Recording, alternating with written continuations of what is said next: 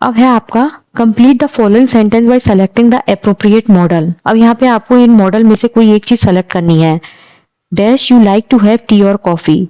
यहाँ पे आपको एक चीज समझनी पड़ेगी कि जो मॉडल्स होते हैं वो अलग अलग तरीके से यूज किए जाता है, लेकिन जब भी हम किसी को कोई चीज बहुत पोलाइटली ऑफर करते हैं या पोलाइटली हम किसी से कुछ चीज पूछते हैं या सजेशन लेते हैं तो हम क्या करते हैं, वुड का यूज करते हैं। क्लियर?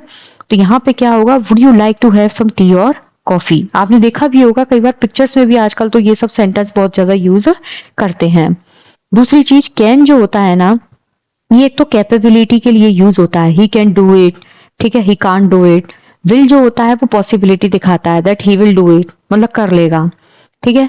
कुड जो होता है वो हम बेसिकली जब किसी को पोलाइटली कोई चीज ट्रांसफर करनी होती है, कॉल ट्रांसफर करनी होती है, जैसे हम बोलते हैं ना could you please connect me to Mr, जिससे भी, तो कॉल पे हम कई बार इस चीज को यूज करते हैं। लेकिन जो कैन होता है, कैन एक इनफॉर्मल एडवाइस होती है। जैसे मान लीजिए आप घर पे हो, घर पे हम ऐसे थोड़ी बोलते हैं कि मे आई कम इन, हम क्या बोलते हैं, can I.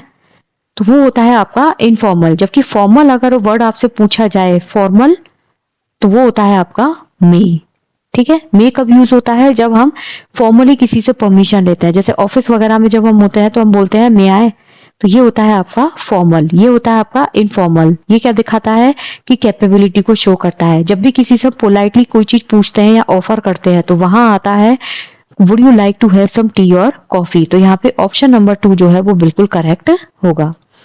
Identify the correct passive voice of the sentence. यहाँ पे आपको करेक्ट पैसिव वॉइस जो है वो बताना है। ओबे मी, जो ओबे मी होता है इसको आपको क्या करना है, पैसिव वॉइस में कन्वर्ट करना है।